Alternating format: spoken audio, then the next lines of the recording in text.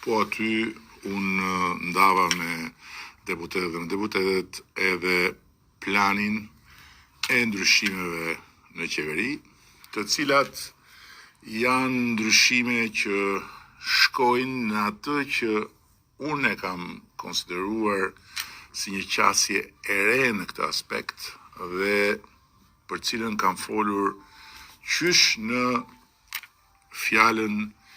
e drejtuar Asambles Kombëtare në krye të punëve të këtij mandati, duke bërë edhe krahasimin mes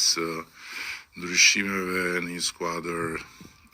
futbolli me ato në një skuadër basketbolli. Kështu që në këtë aspekt ndryshimet ishin të para, por natyrisht që nëse rrethanat do të kishin qenë të ndryshme, nuk do të kishte ndryshuar për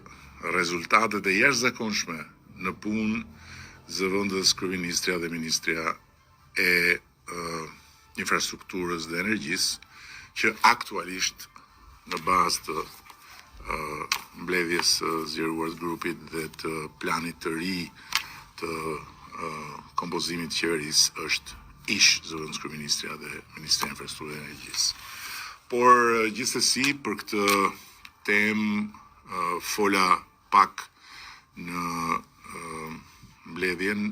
e grupit dhe rezervova dhe më mbetet e rezervuar e drejta që të flas në mënyrë më shtërruese pasi të kem lexuar edhe raportin e Këshillit të Mandatit.